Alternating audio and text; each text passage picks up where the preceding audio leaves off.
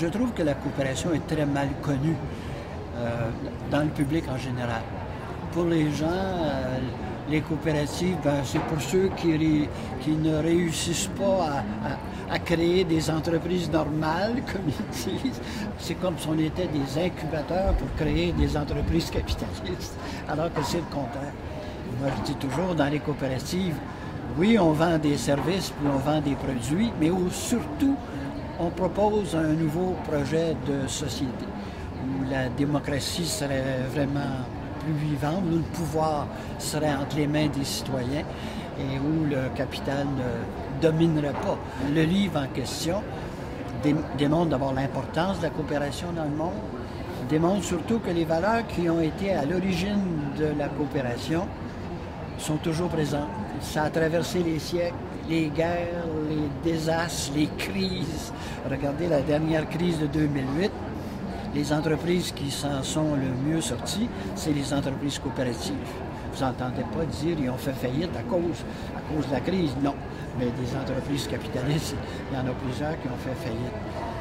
On a des exemples dans le domaine du travail. Bois-Socco, par exemple, qui fête ses 25 ans dans l'industrie du bois. Alors, il y a combien d'entreprises dans le bois d'œuvre qui ont failli à la tâche? Bois-Socco, lui, a continué à se développer, c'est rendu une multinationale. Moi, je pense que le vrai changement, il va venir par le bas. Il va venir par le bas parce que je vois ça dans le domaine du travail. Il ne s'est jamais créé autant de coopératives de travail que maintenant. Pourquoi? Les syndicats, aujourd'hui, ont perdu beaucoup de leur pouvoir. Quand les gens font la grève, puis alors le patron il dit, si vous voulez faire la grève, moi je m'en vais produire en Thaïlande, je m'en vais produire au Mexique, je vais aller produire ailleurs.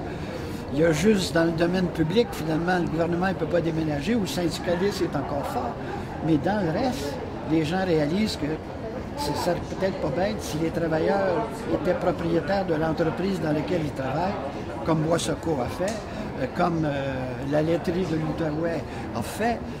Et quand vous regardez le cas de l'Outaouais, c'est les citoyens qui ont décidé de dire « Oh, une minute là, on va commencer par boire le lait qu'on produit ici, même s'il nous coûte 2 cents de plus la pinte, ça vaut la peine parce que ça fait travailler 400 personnes ici. » Les gens commencent à réfléchir d'une façon un petit peu plus sociale, alors que l'individualisme a pris tellement de place dans le monde.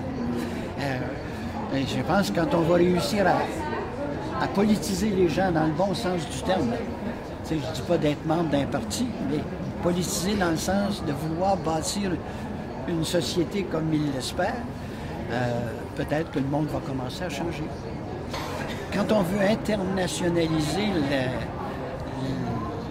la coopération, c'est sur le plan des principes, sur le plan des valeurs, sur le plan de la transformation du monde. Être capable de convaincre l'ONU puis les gouvernements mondiaux qu'on a droit, nous les coopératives, à une réglementation, à une législation différente.